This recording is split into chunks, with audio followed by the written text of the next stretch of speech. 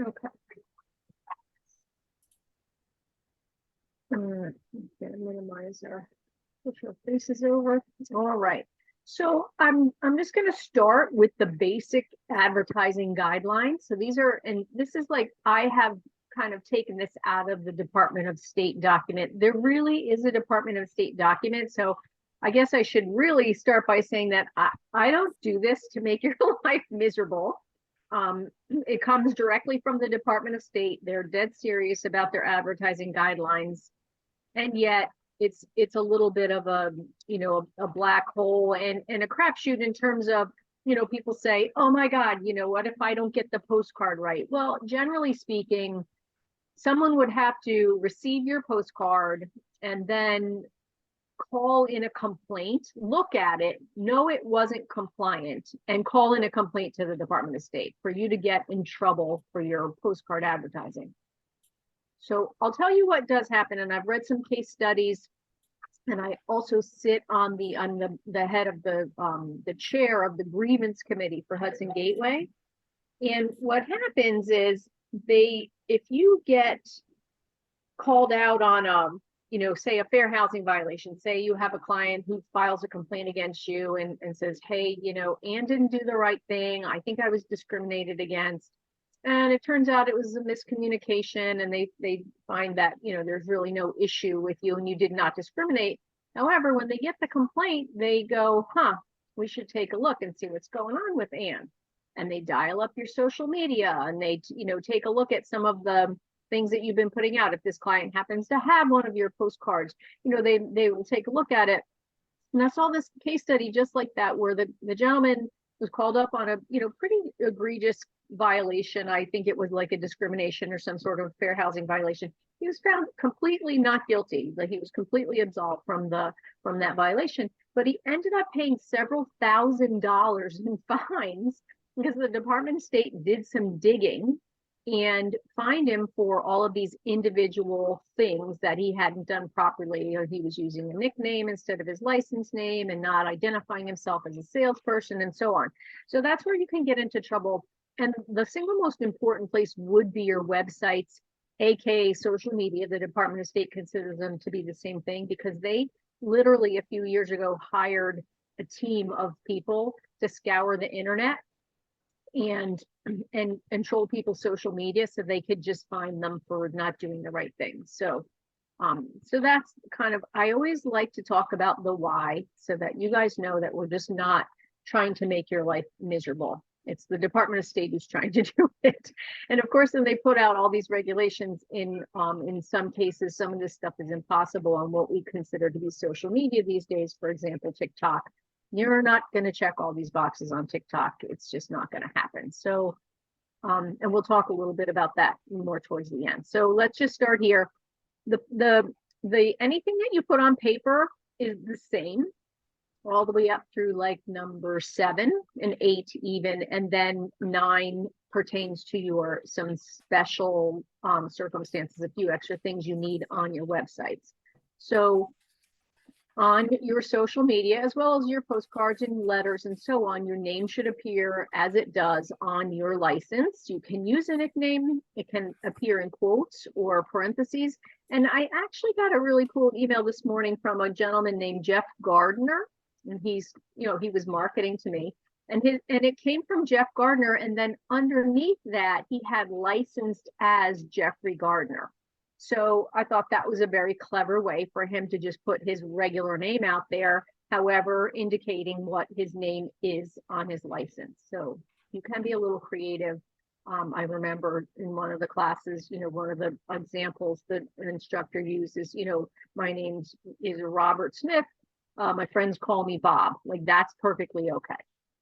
Your license type is either a real estate associate broker or a real estate salesperson, or a broker. We don't have any brokers on this call, but if you're a broker, you call yourself a broker. So those are the only 2 things. So I see this a lot because people want to call themselves agents or associates.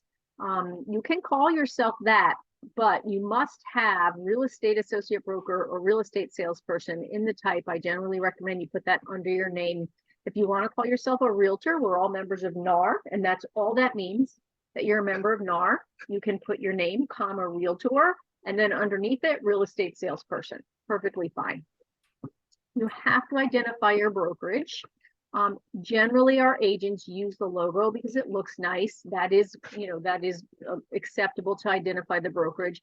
You don't have to use the logo, and if you don't, then you just have to type out the name of your brokerage, which is Keller Williams Realty Hudson Valley North, Hudson Valley United, or Keller Williams Hudson Valley Realty. Must be identified on the documents. The phone number and or the office address must be indicated as well. The only place that that's different is your business cards must contain the office address. But on your social media, you can put either the office address or the office phone number or both. And all the phone numbers, any phone number that you put has to be identified as a cell, a mobile, office, direct, etc., so that the clients know who they're calling. And we recommend when you're advertising, as from a Keller Williams standpoint, all the leads are all yours. It's you're listing your lead, so to speak. And we don't want to have to be fielding those phone calls in the office and then locating you. So we really strongly encourage you always to use your mobile. If you're going to put the office number, make it smaller.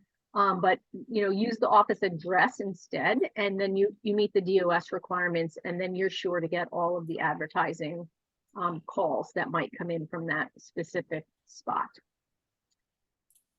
If you do use the Keller Williams, or you have your own logo, then you should use the KW logo as well. So, and I think specifically the wording is that you must, identify the brokerage. Well, you already have to do that anyway. So we say if you're using a logo, make sure that you've got the KW logo in the ad as well, so that you're not standing out as if you were your own brokerage. And the Department of State, is very clear on that. They don't want the consumer to be misled to think that you're running your own brokerage. They want the consumer to know, who they need to contact if there's a problem, basically.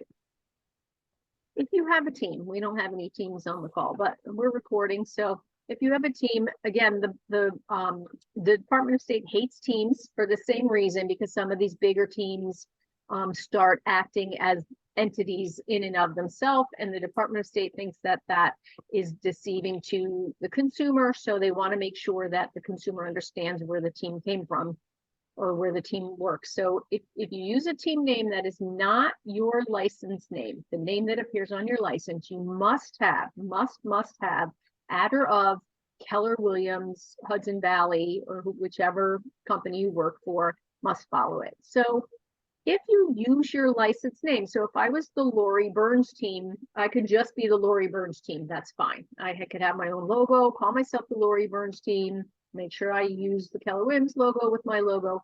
But if I was the L Burnsy team, I would have to be the L Burnsy team at Keller Williams Realty Hudson Valley United. And it always has to follow that at or of, so that I am identifying with KW Hudson Valley United.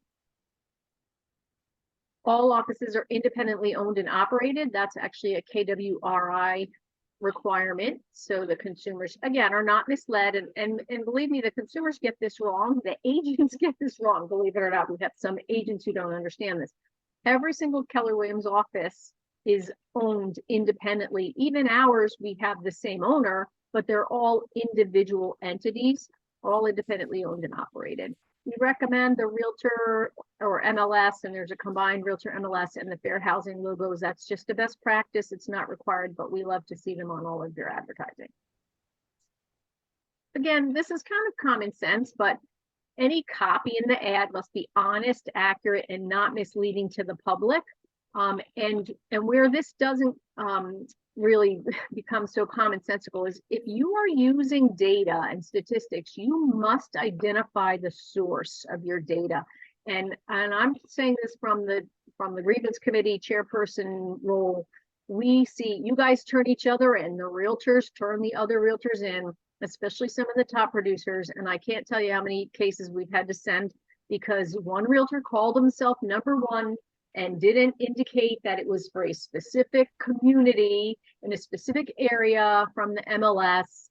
and the #1 realtor in that area turns them in and says, hey, that's false advertising, it's code of ethics violation. And it, you know, it has to go before a panel. It's a big waste of everyone's time, quite frankly.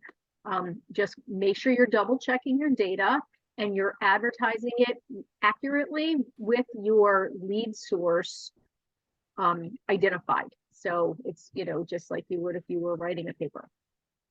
Okay, here's the glitch on the website. 2 things that we must have on all of our social media, aside from those other 8 or 9 things. You should have a link back to the brokerage website or social media page. So, and that's our consumer facing. It wouldn't be our private pages, obviously, but you want to link back to the brokerage website or social media page. And you also want to link to the fair housing notice. And that is not the anti-discrimination disclosure. It's if you Google New York fair housing notice, it's a green, it has like a green top on it. It's called the fair housing notice. You have to link that and our standardized operating procedures. And this is the kicker, which is not always easy to do. It's supposed to be what they call above the fold, which is the top half of the page. Ideally, the Department of State does not want the consumer to have to search or to click more than once to read it. So I'm going to show you a best practice for putting that on your social media. Okay. And that's all that I have that applies to social media and websites. For sale signs are simple. You just have to identify the brokerage. You know, the license type is encouraged. Identifying your cell phone is encouraged, but the only thing in terms of compliance is that the brokerage is identified. And then if you are sending out like a farming and doing like an unsolicited flyer or mailer, you want to have your disclaimer that if you have another relationship with another broker or another agency, that it's not intended as a solicitation of the listing. And then I have this one here. I like, if you want to copy paste it, you can off of these advertising guidelines, which are on the compliance FAQs, and talks about information being reliable, not guaranteed, equal opportunity housing, and our realtor MLS fair housing logos. Okay, let's look at some questions. Does anyone have questions about that? Anyone? Okay, so I'm going to go ahead and we're just going to look at, I think everyone has a Facebook page or should have a Facebook page because it's so heavily integrated with our command, and Instagram now more so than it was, but I'm going to talk about Facebook. It all applies. We'll look at an Instagram page. But this applies to LinkedIn, you know, anything that you call social media, you should be hitting as much of these points as you can. So this is my personal page. You should have a business page. I do have a business page, but I'm starting on my personal page because I want to show you what that looks like. You should always start your advertisement on your business page. And then when you share it, you ideally, they say you need to hit all the points that we just talked about, other than like your links, that's going to be on your business page, but you're identifying your brokerage, identifying yourself as a real estate salesperson. Those are the big important ones. So if you'll notice what I did, so let's go first and look at my business page. That just makes more sense. Sorry. So there's a couple ways to set this up, and nothing is right or wrong per se, as long as you've hit all the points. So Facebook's pretty easy. I mean, what I've done here is you'll see just the top of my page. It's not sexy, but the cover photo, I just went ahead and hit all the main points. I have the address, the office number. I have the Keller Williams United link back to the office website. I have my name as it is on my license. I have that I'm a real estate associate broker. I've identified my contact information and so on. It's a good way to do it. I did this in like a minute and haven't changed it since, but you could make it really sexy looking and fancy and have somebody design a nice graphic for you, or you can just take a picture and put it up there. Okay. One of the biggest things, and this kind of occurred to me after, we encourage people when they make their Facebook business page to name it their name as it appears on their license, their license type, and then identify the brokerage. That's like the big 3 right there. So no matter what, you have tackled the big three. And if you can't fit anything else, that is very important stuff. Again, the Department of State wants to know, they want people to know that you're a licensed real estate person and what company you work for. The other benefit to this that I figured out later was that this is going to come up in SEO Google searches, right? So real estate, RE, I have RE to demonstrate that you can abbreviate, but if I went back and did it again, and I could even change it, I'd spell it out real estate because that's a big search term. Broker, Keller Williams, and Hudson Valley is built into all of our brokerage names. So right there, if someone Googles real estate Hudson Valley, I'm likely to come up in the search just because of how I named my Facebook page. So again, it's not sexy, but it's very effective. So we do recommend that. So those are like the big, the easiest way to hit all your points. But the other thing is when you're on your page, there's so I'm on my page manager. So let's see. Help me out. How do I view my page? It's been a minute. Erin, do you know how to view the page as a person? Go like click off of the drop down, like undrop down the drop down and see if that goes away. And then you should be able to click on, I don't even know how to click on that. Yeah, click there. No, that's where I am. That didn't do it? No. Oh, switch. There you go. Switch. Okay. Here we go.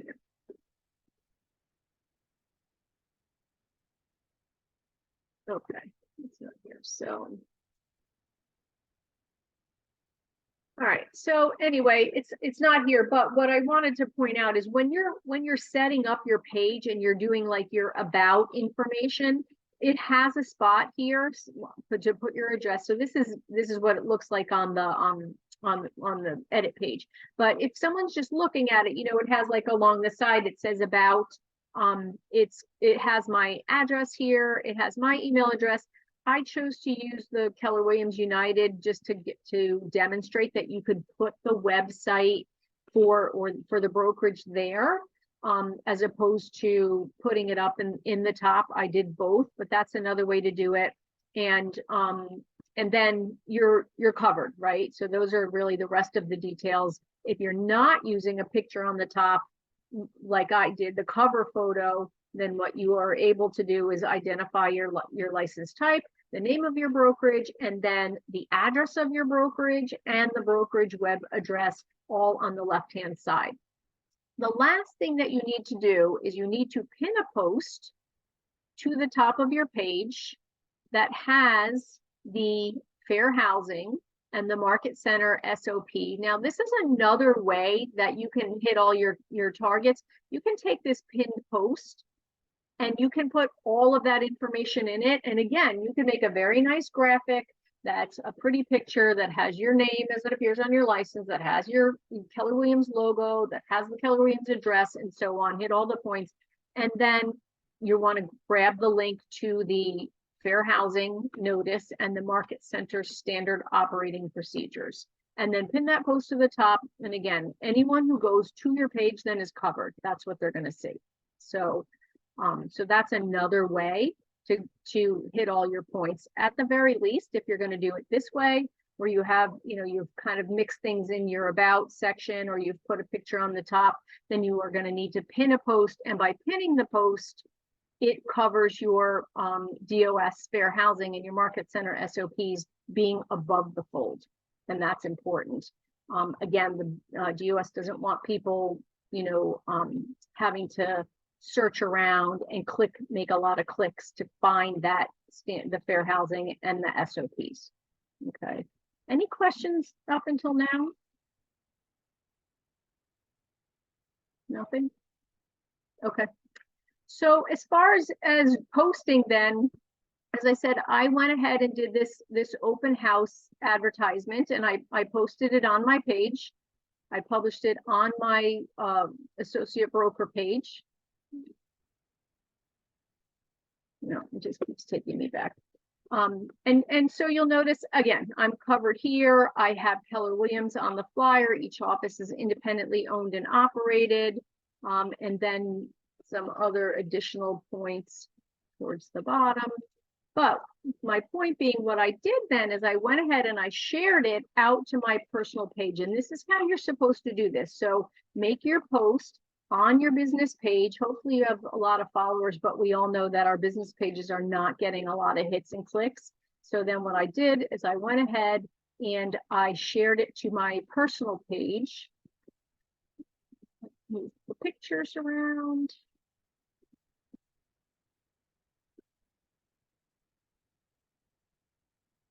So if you click over to my personal page, you'll see this is my personal page. It has personal stuff on it, but there is my open house that I shared. And again, the Department of State wants this post to be compliant in terms of naming, you know, the brokerage and your license type and so on. You're supposed to have all of your elements on your post when you're sharing them out. This one has it built in. I built in my open house flyer, obviously with the HVU, but the fact that I shared it off my business page and my business page has this information on it and they can click back to it is a positive, and that is actually covering me. And then people can click back and get all of the information they need. Here's the link to the brokerage. It says I'm a real estate associate broker and so on. So that is the best practice. I see a lot of agents, who are sharing out posts that is a picture of a just listed or even an open house, and they don't have the Keller Williams logo. It's on their personal page. They're not identified as a real estate broker or salesperson or associate broker.